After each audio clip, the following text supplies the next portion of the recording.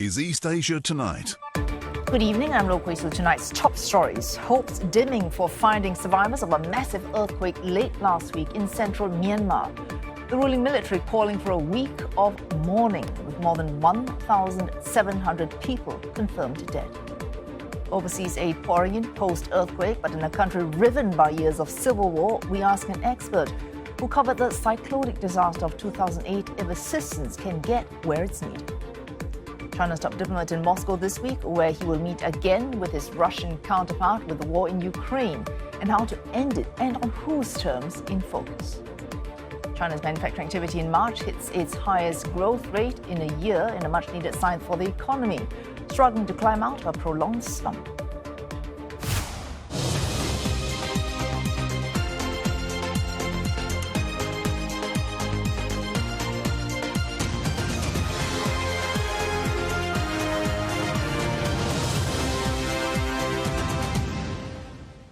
And also on East Asia Tonight, a sneak peek into the World Expo in Osaka as workers rush to apply finishing touches. Host nation Japan putting sustainability front and center in its pavilion.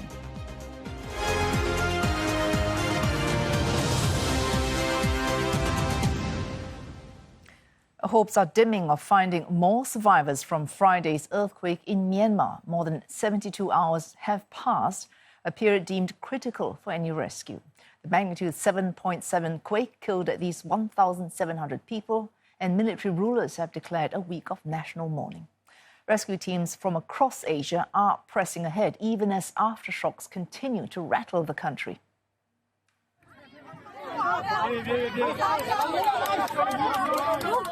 And Chinese state media say this woman was rescued alive this morning from a collapsed hotel, one of 4 saved by Chinese crew.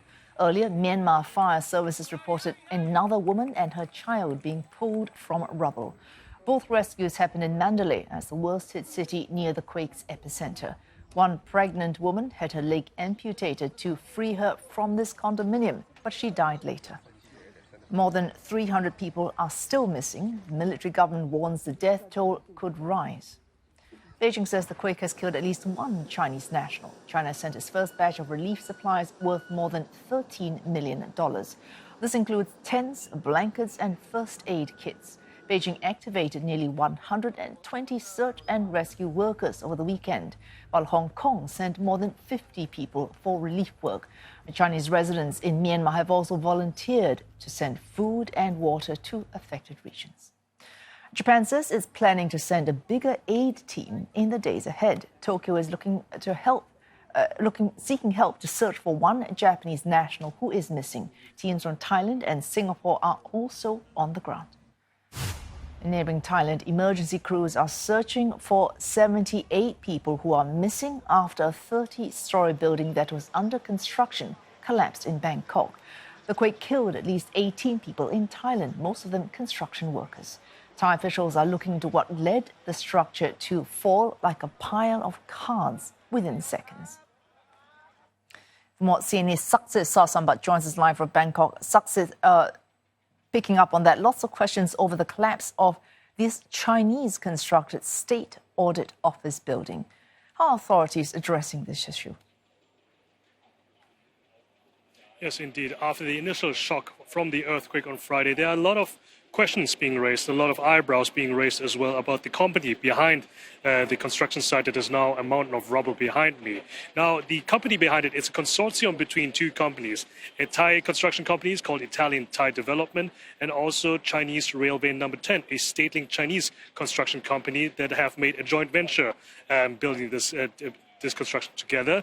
The Interior Minister Anutin Charnvirakul has called for an investigation and results to be presented within a week about what actually has happened to cause this construction site to fall into each other like a house of cards, and also being the only construction site or any structure in Bangkok that has collapsed in Friday's events. Now, exacerbating these questions and eyebrows that are being raised is that media reports about 4 Chinese nationals being caught smuggling documents out of the rubble in the aftermath of that. they have been detained and their documents confiscated as well. Thai authorities have been saying that they are looking into this matter. They are insisting that they are going to get to the ground on this. And also the Chinese ambassador has also met with Thai government officials and has also instructed the Chinese company to fully cooperate with the Thai authorities. So, Saksith, investigations into how this could have happened taking place even as search and rescue continues, although we have passed that 72-hour so-called golden window in which it's the best time to find survivors who would be alive. You are very close to that site of that building collapse. Show us, if you could, progress in terms of search and rescue. Yes, I will ask my cameraman Mai to actually take us a closer look to the site. As you can see, over the past couple of days, we have heavy machinery coming in, trying to work through this mountain of rubble, of steel beams, concrete, and just heavy stuff that has been piling onto each other. But the progress has been going rather slowly. As you can see, it's not very easy to get through this mountain. You also have to be careful if you have survivors still in there that you don't cause a cave-in. Now, there have been, in the past 24 hours, vital signs being detected of 3 survivors. But as you said it yourself, time is of the essence. Time is running out. That 72-hour window that you mentioned is the time that a person can survive without any food or water. But still, authorities on the ground say this is still a search and rescue operation. And not only the Thai authorities involved, but teams from other countries such as France, China, Japan, Israel and the United States. They are all here on the ground pitching in, trying to help as much as they can and trying to rescue people as fast as they can. Saksith, a difficult task, certainly we can see that visually, but made worse by concerns that there could always be aftershocks after a major earthquake like these. Are people in Thailand still concerned about aftershocks? I think there's still a sense of anxiety among people here in Bangkok, and we had a very vivid example of that earlier this morning when suddenly a dozen or more government buildings and other also private buildings suddenly had to be evacuated for reported aftershocks. It turned out to be a false alarm. The government called this likely a result of mass panic, of people feeling something. But in the end of the day, the officials have not measured any aftershocks here in Thailand whatsoever. Yes, there was an aftershock in Mandalay in Myanmar where the epicenter is, but it had no effect here on Thailand. So it goes to show that it's still people are still on the edge. There's still a feeling of uneasiness, and authorities are still trying to assure that things are safe. There's an army of engineers going through every possible building, especially high-rises, to make sure that the cracks that people have been seeing, the panels that have been flying off the walls, the tiles that have broken down, that there are no structural damage, and that people can go back safely to their homes, and that every repair that needs to be done can be done in order to be better prepared for any aftershocks or even the next earthquake. Well, thanks. CNA's Saksith Sayasombut on the site of a dramatic building collapse following that earthquake in Myanmar. And more, we're joined by David Scott Matheson. Now, he's an independent consultant on Myanmar and speaking to us from Bangkok. Mr. Matheson, we just heard my colleague Saksith on the ground there in Bangkok. So concerns on the edge, even in Thailand, about aftershocks. And there was, in fact, an aftershock in Mandalay, which has been hit very hard by this earthquake. So 72 hours, that's the window in which is the best time in which you can find survivors. But Myanmar, of all countries, least equipped to cope with a natural disaster on this scale. Absolutely. Given the scale of the devastation and the fact that it hit a city like Mandalay, which is quite densely packed and quite a few tall buildings, nothing like the Bangkok skyline, but still quite a very built-up area. And the scenes of the devastation of Mandalay, Naypyidaw and several other places around central Myanmar are just incredible. And there are secondary effects as well. I believe you mentioned earlier when we spoke before coming on air, massive fires that were a result of the earthquake, but not directly because of the earthquake. Yeah, really quite devastating pictures of some of the suburbs in Mandalay. towards the west of the town, towards the river, and it really looks as if a nuclear bomb went off in this war. There's just no structures left. And some of the reports are suggesting it was because of fires generated from some of these four-storey buildings collapsing. So I don't think we're getting a full picture yet of just the scale of devastation throughout all of the affected areas. But we do know that it's really quite serious, and unfortunately the death toll keeps climbing, and it's up to nearly 3,000 now. There's some of the latest figures coming out, and lots of people still trapped and hundreds still missing. All right. In this context, given that Myanmar has an unelected government that took power in a coup in 2021, do you take it as a positive sign that the military ruler proactively reached out for overseas aid shortly after the earthquake?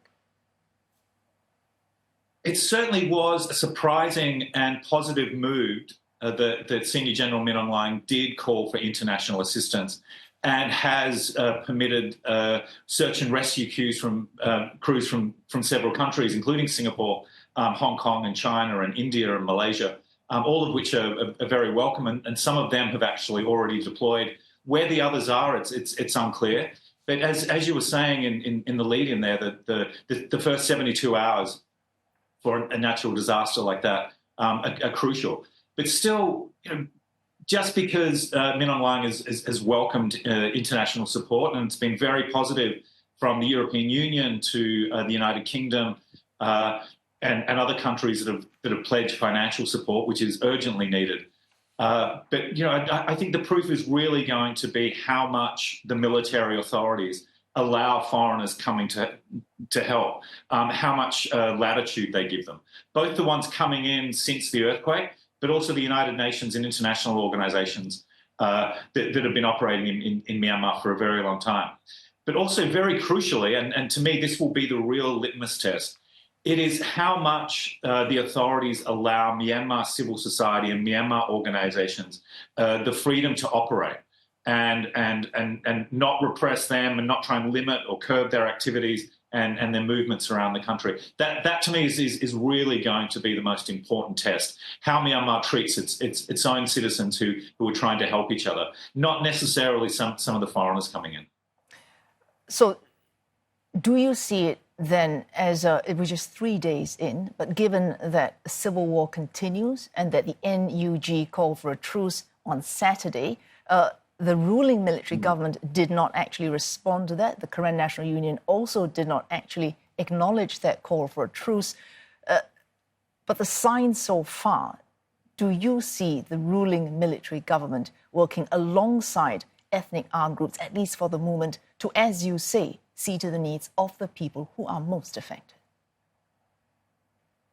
Unfortunately, I don't see that there's much latitude for that. I think that the trust levels after 4 years of really intense war are a complete rock bottom.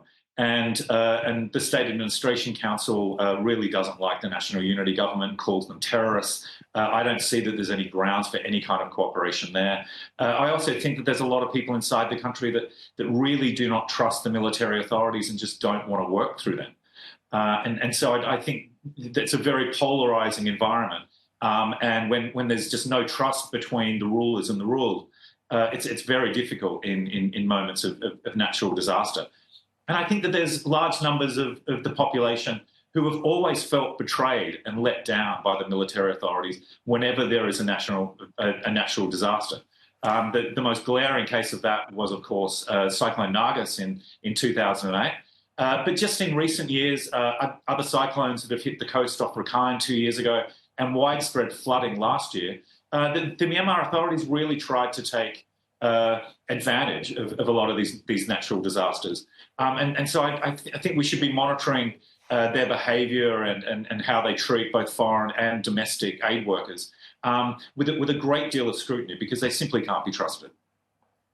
How might any government at this point in Myanmar take advantage, as you say, of this natural disaster? Final question. I think what is worrying is that they're going to limit access to affected populations and divert resources to to areas where they control or where the military authorities control, such as Naypyidaw. And there's lots of civilian needs in Naypyidaw. I'm not suggesting that aid shouldn't go there. But we've seen this in the past, that they try and limit the activities of aid workers in order to punish populations that they deem to be against them or resisting. And they do it especially to foreign organisations, because they simply don't want them to witness some of the repression that's going on. So that it's a mixture, I think, of greed and control and a complete disdain and disregard for their own people. Oh, thanks. David Scott Matheson, an independent consultant on Myanmar. He also helped cover for Human Rights Watch that disaster in 2008 of Cyclone Nargis. Thanks, Mr. Matheson. Still on East Asia tonight, Japan pours an additional $5.4 billion into domestic chipmaker Rapidus as it pushes to build an advanced chip contractor. And Chinese smartphone giant Huawei's profit drops nearly by a third. It happened last year, even as revenue rose a record 22%.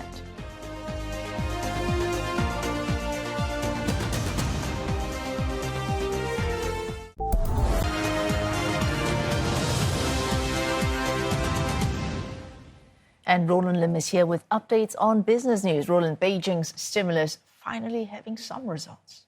Right, Wei Su. It's fair to say that for now, though, given manufacturing activity expanded in March, we shall have to wait to see if the growth is sustained in the coming months ahead. China's manufacturing activity this month expanded at its fastest pace in a year, the world's #2 economy witnessing a surge in orders as foreign buyers anticipate further U.S. trade curbs. This month's Purchasing Managers' Index rose to 50.5 points, meeting analysts' forecasts, while non-manufacturing PMI rose above market expectations at 50.8. The figures providing a glimpse into China's economic health just days before more Trump tariffs are expected to come into place. The increased production, bolstered by recent fiscal support and largely driven by new orders, this as consumers front-load purchases before more tariff pressure from the U.S.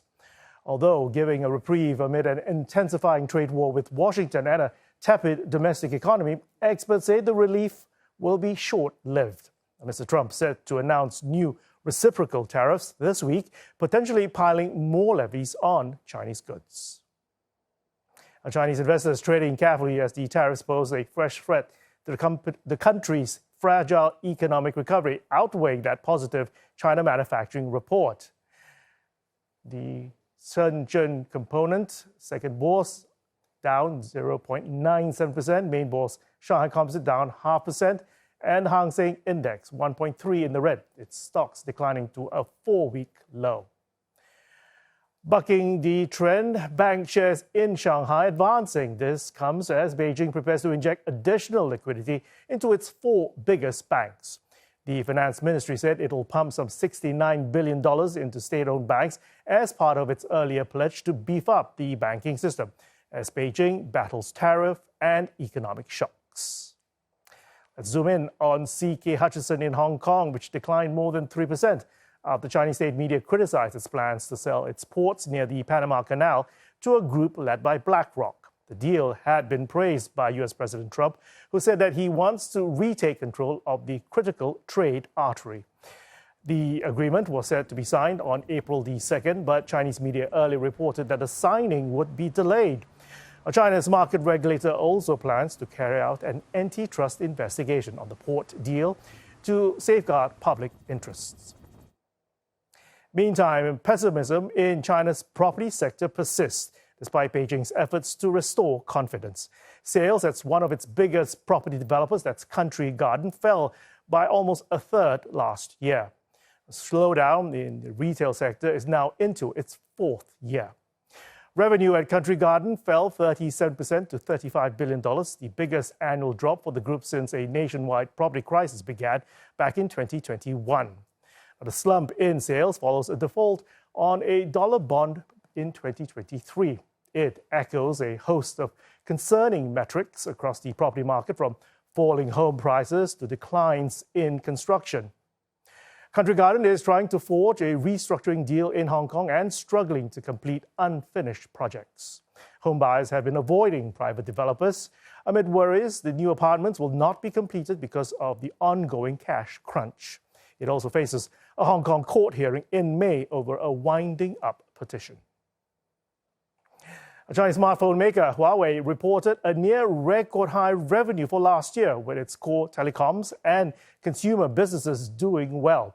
But international economic uncertainty and weak consumption at home weighed on profits.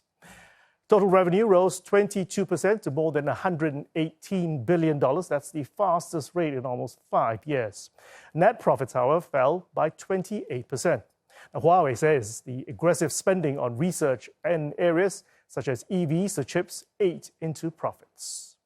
Despite the net loss, Huawei says that growth in its consumer business group surged 38%. Cloud computing, core telecom business also grew.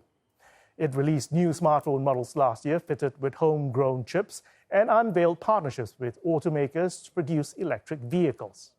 Now, Huawei remains one of the world's leading equipment manufacturers for 5G, which was one of the main growth drivers. Now, the growth comes despite U.S. sanctions, which have been in place since 2019, cutting Huawei's access to latest technology and U.S.-made components. The firm is also facing heightened scrutiny in Europe over a new cash for influence probe in the EU Parliament. Japan is shoring up support for its chip sector in a bid to safeguard its interests amid uncertainties posed by heightened U.S.-China tensions. It is preparing to inject some $5.4 billion in additional aid for domestic chip startup Rapidus, which is aiming to mass produce next-generation chips in the country from 2027. And that brings the total government assistance to Rapidus to around $11.5 billion. Another $666 million is also in the offing.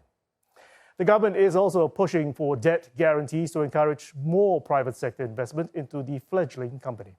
The firm is set to start test production at its factory in Hokkaido next month.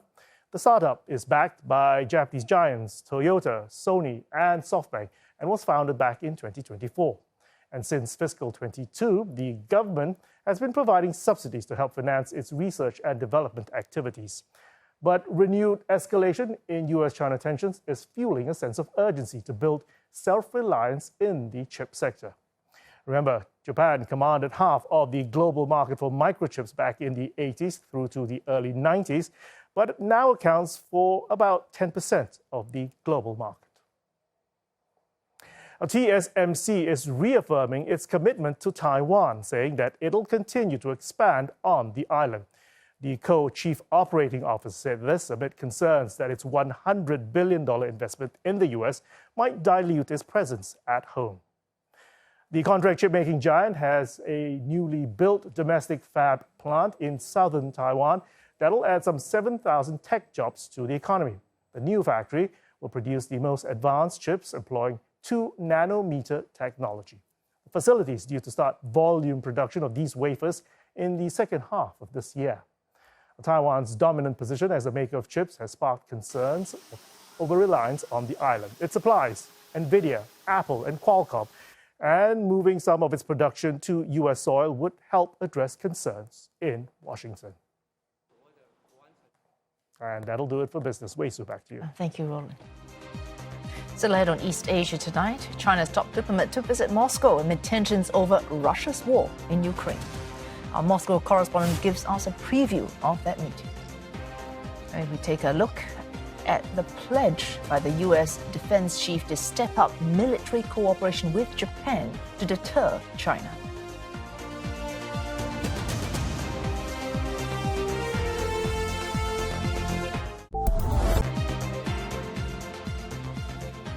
Well, this is East Asia tonight, and here are the headlines.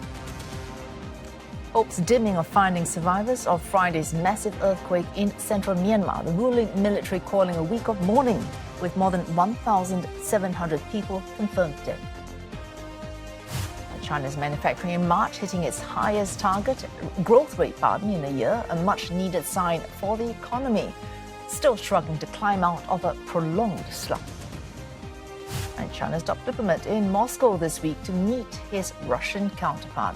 With the war in Ukraine in focus, how to end it and on whose terms. Chinese Foreign Minister Wang Yi is set to visit Moscow amid heightened geopolitical tensions over Russia's war in Ukraine. The trip coming as US President Donald Trump seeks to broker a ceasefire between the two warring sides. Wang Yi will meet Russian leaders during his 3-day trip and hold talks with his counterpart, Sergei Lavrov.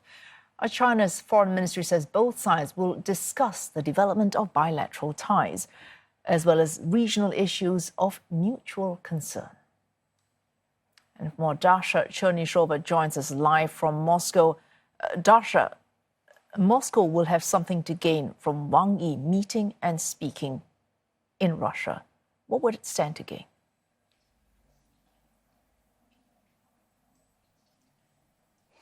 Well, we do know that this is going to be the 3-day visit by the Chinese foreign minister to Russia that will wrap on the 2nd of April. And the talks with the Russian foreign minister Sergei Lavrov are due to take place on the 1st of April, on Tuesday, in the Russian capital. So according to the Russian foreign ministry, the agenda is quite extensive. Their discussions will focus on the context between the country's leaders and the high-profile officials, as well as the most pressing issues of the international agenda and the prospects of resolving the Ukrainian crisis. That's according to the Russian Foreign Ministry.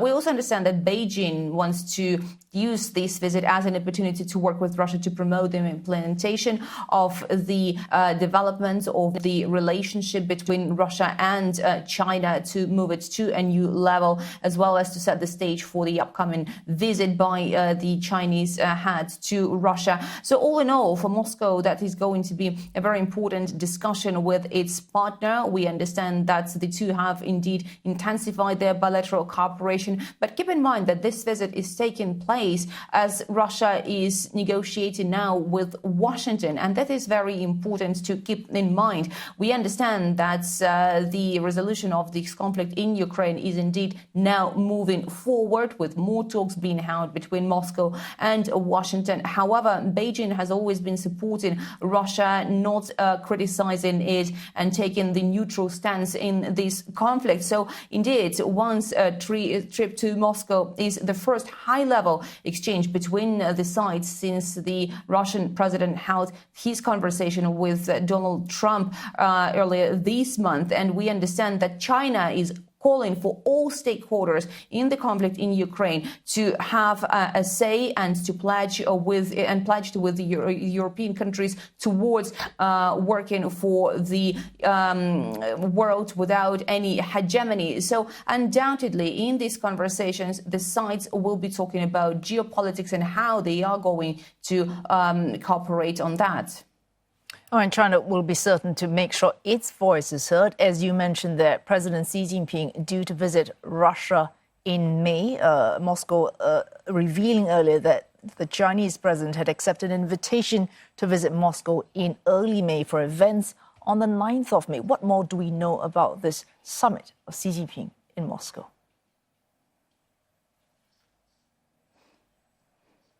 Well, we do know from the Russian side that indeed Moscow has invited Chinese presidents for the celebrations of the 80th anniversary of Soviet Union's victory in World War II. And this is a very important celebration for Russia. And there will be many international leaders traveling to the Russian capital. Xi Jinping has, according to Moscow, accepted this invitation. And in those conversations that will be taking place in Moscow, aside from the celebrations, obviously we are expecting the discussions on the bilateral agenda and the wider geopolitics. But keep in mind, again, that the two countries, ever since Russia launched its special military operation in Ukraine, have only deepened their bilateral partnership. So the understanding is indeed that Moscow will be using this as a showcase that Russia's position on the international stage is not weak and has never been isolated. But also we understand that this will be used as an opportunity to deepen further their bilateral cooperation, again, against the backdrop of Russia negotiating now with the United States on the restoration of their bilateral relationship, as well as the resolution of the conflict in Ukraine. Oh, thanks for that. Dasha Chernyshyova reporting live to us there from Moscow. The U.S. Defense Secretary calling Tokyo a crucial ally in tackling China and confirming that a plan is underway to upgrade US military command in Japan. Pete Hegseth wrapping up a visit to Japan on Sunday, meeting the Prime Minister Shigeru Ishiba as well as Defense Minister Gen Nakatani. The defense chief also visiting American troops at the Yokota Air Force Base. Japan is Mr. Hegseth's second stop after the Philippines, and this is his first trip to Asia as defense chief. It's not fun to talk about, but there are gathering threats in the world. The Communist Chinese are building something big. There's no one else out there that can stand up toe-to-toe. And joining us is Professor Sahashi Ryo. He's from the Institute for Advanced Studies on Asia at the University of Tokyo. Thanks for joining us, Professor. We just heard Pete Hegseth there. There's no one else out there, he's talking about communist China, I quote him, there's no one else out there that can stand up toe-to-toe with the power of the Chinese military. I think Pete Hegseth is neglecting the one military that can stand toe-to-toe with China, and that is, of course, the United States. Japan's unease that a crucial ally, Washington, might abandon it at a very tough time against a very tough competitor like China. Yes. Actually, this Hegseth visit to Tokyo is well received here in Japan, and maybe also in Washington. This is another good sign from Washington, Trump administration, after Ishiba visit to Washington DC in February. That means, the alliance, which is crucial for Japan's security, still very important, regarded very important from Trump administration. So from government perspective, this is another good sign. So after Hegseth's visit, both governments published a joint statement, and actually it reads really well. So they say like a military upgrade of this alliance will be continued. Also defense industry cooperation, and also, like a space cooperation, cybersecurity cooperation will be same. So this is a good sign. Pardon me for cutting in.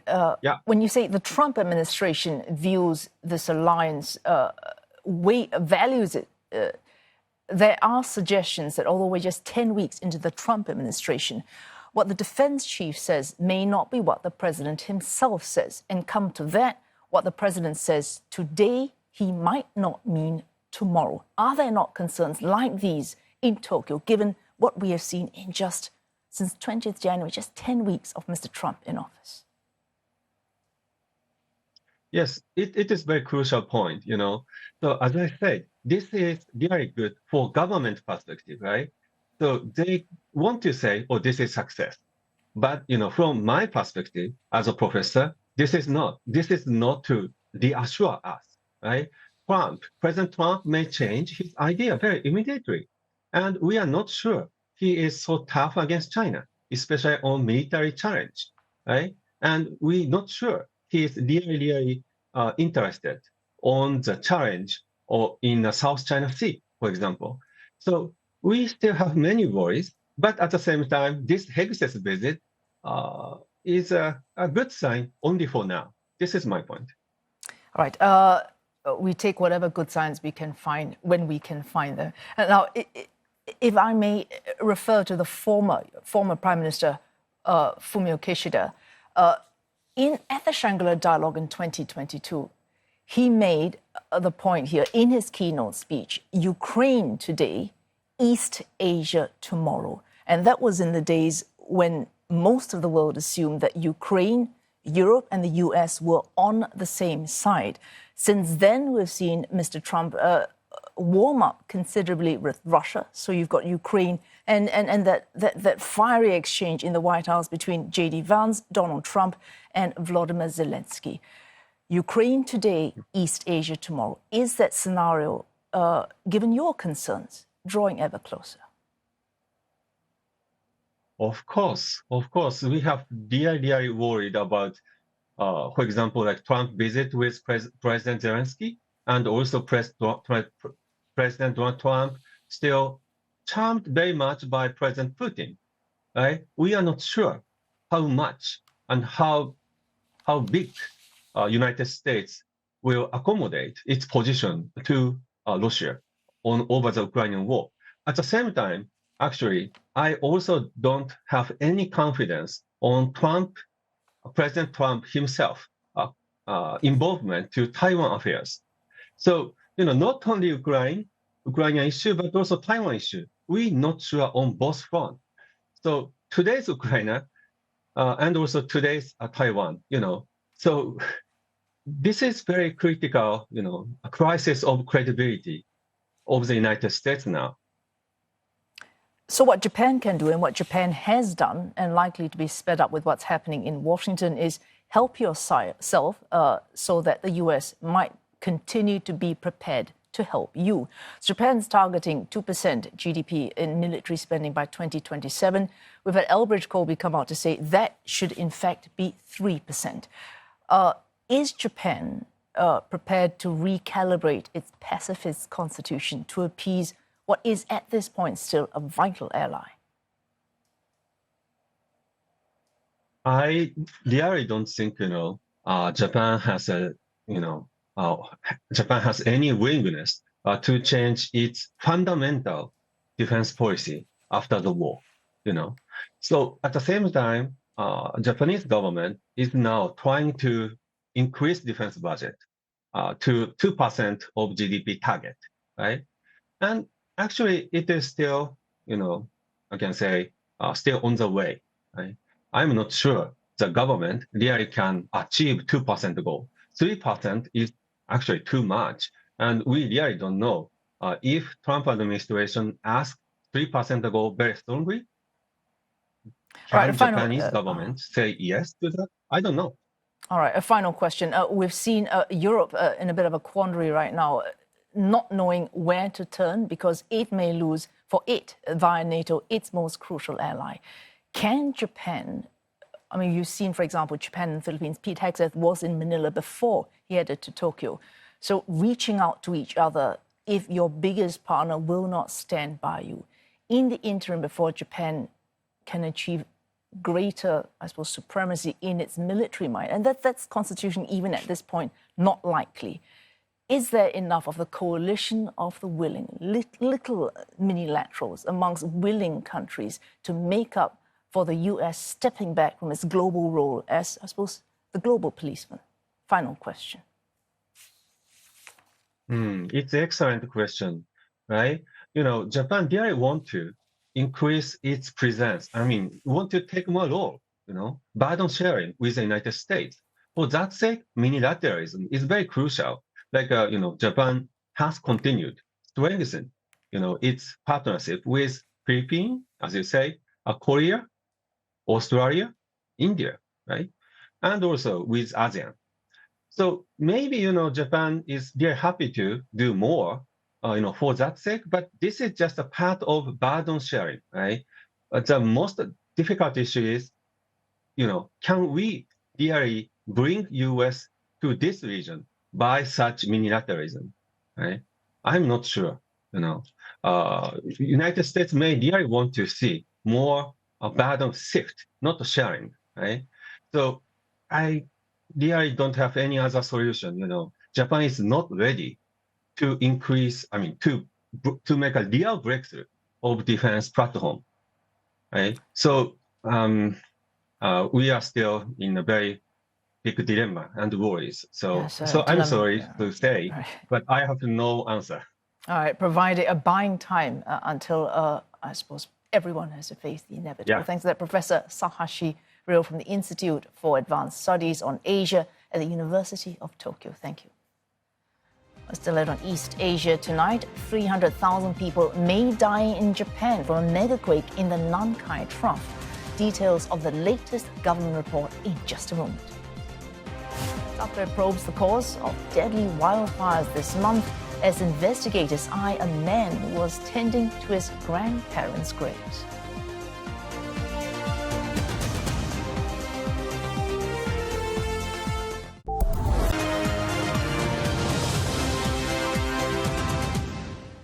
Myanmar has declared a week of national mourning after an earthquake on Friday killed more than 1,700 people. Rescue teams from across Asia are pressing ahead even as aftershocks continue to rattle the country.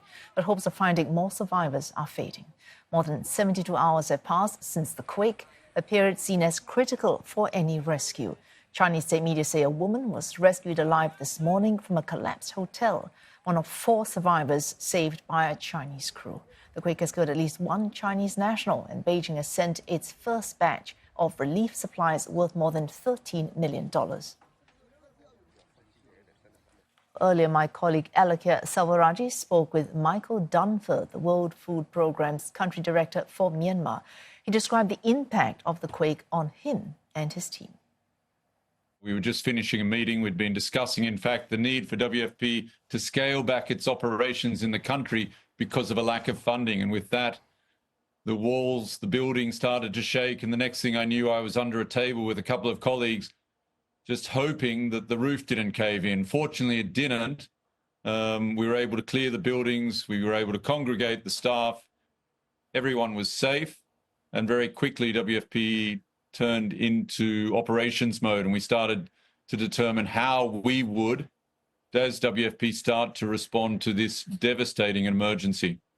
Oh, it's definitely devastating to hear, but happy that all of you are safe. When you stated that you guys went straight on into your operations mode, can you perhaps tell us what are the biggest challenges you and your team are facing as you work to provide aid in Myanmar?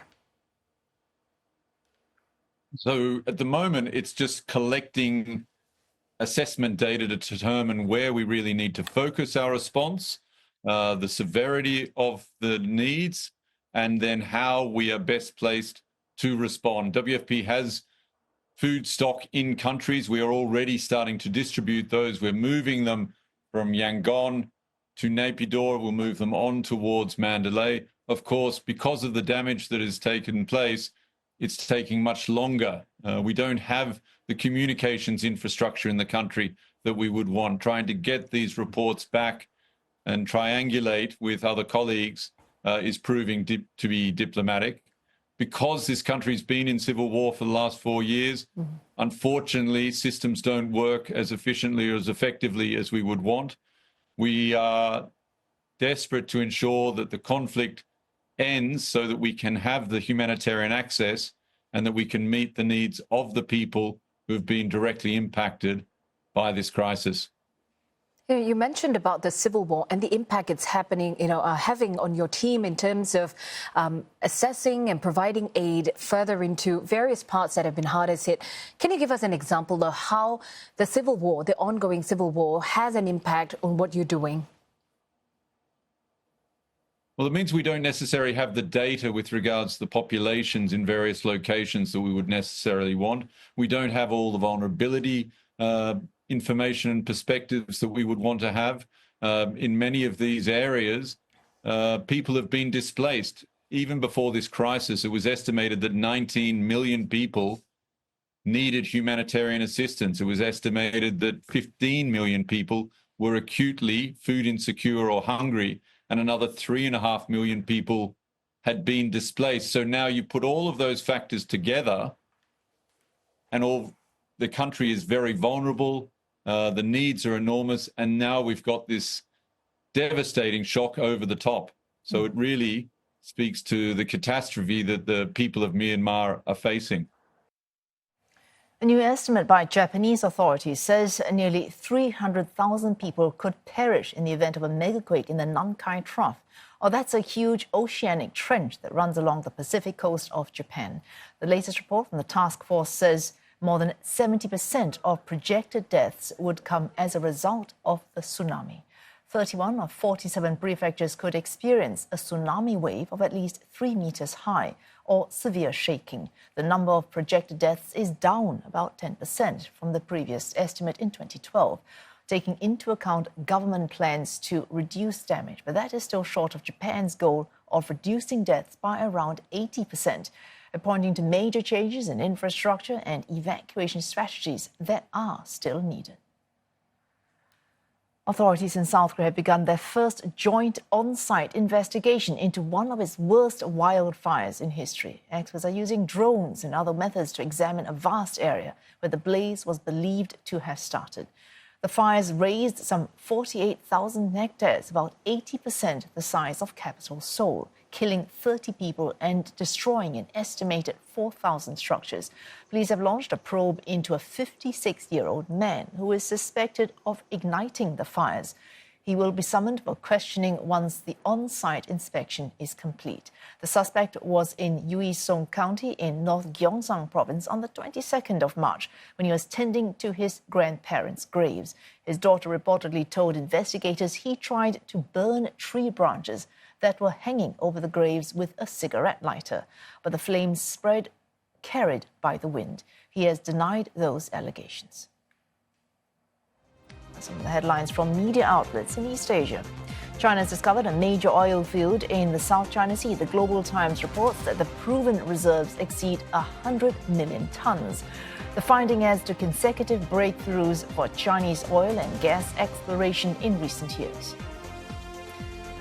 A government-imposed deadline for South Korean medical students to return to classes is set to expire today. The Korea Herald says almost all the students at major schools have decided to resume their studies after protesting for more than a year a plan to increase admissions to ease a chronic shortage of doctors. An Indonesian bus driver has become the first foreigner to pass Japan's professional bus driver test as part of a new specified skills visa program. Asahi News reports that the move is aimed at bringing in more foreign workers to boost labour-strapped industries. It's less than 2 weeks to go before the 2025 World Expo opens in Osaka. Construction continues at a feverish pace, with finishing touches still being applied at many pavilions. But officials are confident preparations are on schedule. 基本的にはやっぱり外を工事し続けている状態っていうのはもう開幕の時にはなくなっていると思います。で、もしかすると一部国が内装とか展示の部分の調整をしているっていうところはあるかもしれませんけれども、それは別になんか開幕に影響を与えるようなものでは多分ないと思っていて。The event themed Designing Future Society for Our Lives is held every 5 years and involves more than 150 countries and regions. Hosts Japan as well as Germany have taken up the sustainability theme. The Japanese pavilion showcases a pond utilizing recycled water, with the iconic Hello Kitty dolls dressed in green to promote the various uses of algae. 現代社会を生きていく上でのヒント、社会課題を解決するためのさまざまなアイディアというのが潜んでるんじゃないのか、そういう目つきであえて過去を振り返りながら今の自分たち、そしてその先にある未来というのを見つめるような手つきでやらせていただきました。And walking the talk on sustainability, organisers are hoping that at least some of the timber used for the construction of the Grand Ring can be reused when the expo wraps up later in October. The ring surrounds the entire expo and has been recognised as the largest wooden structure on Earth by the Guinness World Records. And that's East Asia tonight. Don't forget headlines anytime at cna.asia, plus on Facebook and YouTube.